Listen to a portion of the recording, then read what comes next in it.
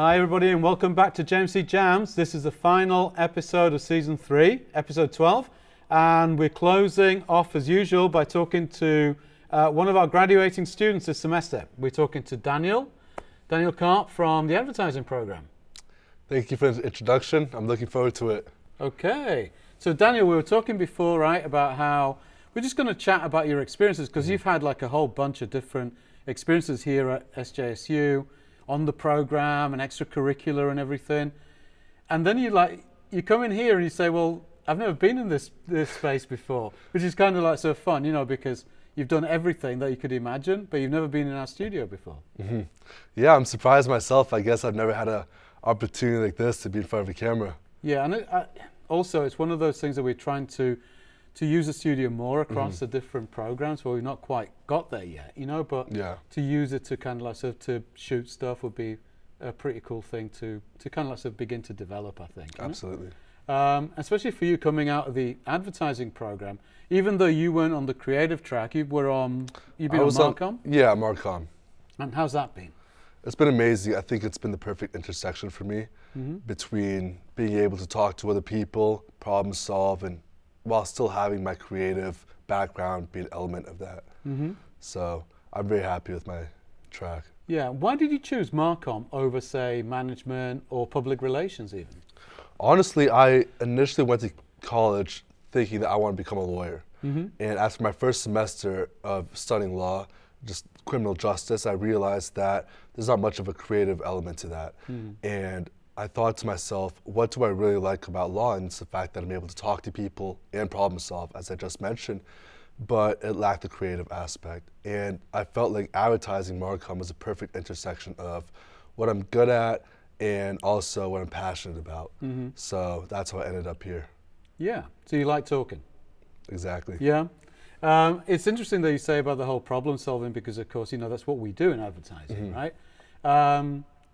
But I'd never really considered law as something like that, but I suppose you're right. You know, it's you're having to figure out arguments, aren't you, to kind of get this person off the hook or not, you know, whatever it might be. So, we do get a lot of people like switching majors in that way, you know, from like I guess more traditional like disciplines over to what we do. Because we're a discovery. Advertising is a discovery major, as I'm sure you know, and you discovered it in your first year. Yeah, luckily I came across it pretty early, and again, I'm very happy with where I'm at. Okay, how did you come across it? That's a great question. I thought that marketing was pretty cool, but I unfortunately am not much of an analytics guy as much as I am a creative guy. So I've always felt like advertising was the fun part of marketing, and that's how I came here. Right. And did you discover us through a class in particular, or was it just, you were kind of just looking around? I think I was looking around, talking to a few people, and kind of threw a dart and landed on advertising. And that's how, that's how you it came to be. Yeah. And so over like your 4 years, you know, you've done your advertising stuff. What else have you been up to outside of the subject matter? Absolutely. I'm a big believer that among all the majors, advertising is the one where you need the most kind of outside of a class experience for, because I felt like advertising classes, they teach you how to prepare for pitches, how to construct a team and work together, but until you actually do it, that's really where you learn the most. And I felt like being able to dip my toes in different areas has really expanded my whole arsenal when it comes to my advertising experience. So I've worked in a lot of entertainment, whether it's sports, music, or kind of B2C, connecting to customers and trying to sell them something, event planning. And yeah, I've taken that track and I've explored a lot. This past summer, I had the chance to go to Nashville, where I interned for Live Nation, where I was able to work with a lot of some of the best professionals in the business when it comes to marketing and the whole machine of the entertainment business as a whole, and being able to market different artists and create plans for them, social media, designs, merchandise. So that's definitely been a pretty highlight. cool. And how did you land on that internship? I mean, that's a question that, you know, students will always ask, right? It's like, Yeah. I need an internship. How do I do one? How did you land upon that one? Because that sounds like a pretty plum job, yeah? It was definitely, I was really happy with it. And I came across it because my mother really helped me out with it. Okay. And she happened to know someone in her book club who was saying, my son needs help with his business. He has like a position for internship. And I took it, and I didn't realize how massive it was until I came to Nashville. I realized this is like a huge company, huge Yeah, office, and very great minds. Wow. So use your connections to the max, yeah? My mother to the max. Yeah. Yeah. Well, it worked out okay. Yeah. I mean, wow, working for Live Nation. And what artists were you representing when you were down there? So I was in the country music division in Nashville. So I was able to see just a bunch of artists when I was in the office. I'd just be working, look off my computer and just see these huge artists, like Bailey Zimmerman. They had Nickelback signed, even though I didn't get to see him.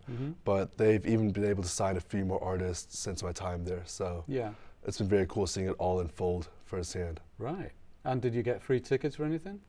Yeah, I saw some of the artists perform, and it's super cool just kind of being behind the scenes and even in the green room one time and Yeah. just seeing the whole entire background of the music industry. Yeah. And that's where you want to end up, I guess, right? Well, it's definitely opened up my eyes to something I didn't think I was going to go into beforehand, and nowadays, yeah, I'm definitely looking for something in that realm. Within entertainment. Entertainment. Yeah. Yeah. Yeah. And there's other things that you've been doing as well, you know, over your time here, and this is how we've managed to speak over the last few years and so on, is because you did study abroad, right? And you went over to Barcelona? Correct. Yeah? Yeah. Tell us a bit about that. Honestly, I was super nervous going into it. I didn't know anybody from San Jose State that was going or anybody at all.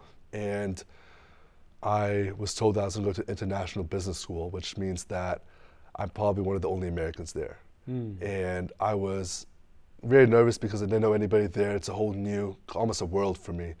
But I'm really happy with it because it's really opened up my eyes to different cultures, different food experiences, and most importantly, different people, different perspectives. I mean, it was, there's always trials and tribulations, isn't there, with all of this? Because we have to, like, do the math and make sure that the courses you take there are going to cover your courses here. But it's kind of standard stuff. You know, we do this all the time, really, you know, so it's nothing unexpected. But what interested me really about Toulouse, and actually we've had quite a few other students going over to Toulouse Business School since then, is that it's Toulouse, but it's not, but it's in Spain. And you're learning in English, right? Yeah. Yeah, so you kind of get the best of both worlds. You're able to be in a very cool city for young people, Barcelona, and you're also around other people from different countries, primarily France, but we had a lot of Polish kids, German kids, all over Europe. And I've had a lot of friends go abroad, but they kind of stayed in American programs. And while it's probably cool being around a lot of other Americans, I felt like being around Europeans would be a cool experience for me to get out of my box. Yeah. So. And what's that done for your self-confidence, for your options for like post-graduation, do you think? First and foremost, it's, as I mentioned earlier, it's really opened up my eyes. Being able to meet someone from a different country and knowing a little bit about their country, maybe even visiting there, maybe knowing a few of the cultural background and their foods, and just being able to connect with them is something that I can't put a price tag on, because it taught me, the biggest thing that studying abroad has taught me was how much I don't actually know. Right. And I've just had a lingering interest in learning about different people and their backgrounds since then. So I credit a lot of that to my time abroad. And for those of you who don't know, or maybe considering study abroad, the Toulouse Business School option is great for all the advertising tracks and for public relations as well. Yeah. There's a nice mix of different courses there that are kind of, they're super applicable to our curriculum as well. Oh, 100%. Yeah. I was lucky enough to have a really cool project where the whole semester, my whole time there, I was paired with a group of people from my class, and we were supposed to make a presentation for 2 French businessmen who were coming to our classroom and telling us about their business. And we evaluated everything from their website to their social media and created a whole presentation for it. And at the end of the year or the semester, I was able to present the presentation to them in front of a whole entire crowd of professionals, and that was a really cool experience. Wow. That's awesome. And is that somewhere, do you think, that you'll be heading towards when you graduate, or are you going to stay stateside? Well, right now I'm exploring careers in America, but Europe is definitely worth another trip for me. Yeah? Yeah. So what are your plans going forwards? So, as I mentioned earlier, I'm definitely looking to go down the road of entertainment marketing, whether it's sports or music or just lifestyle in general. So right now I'm exploring my options in different industries, applying for jobs and making connections along the way. So do you think you're going to go on the client side of the business, or do you see yourself working within an agency, or maybe even going back to Live Nation? Live Nation would be awesome, but right now my skills are more B2B. I've never really had agency experience, but I would be more than happy with that opportunity. Yeah.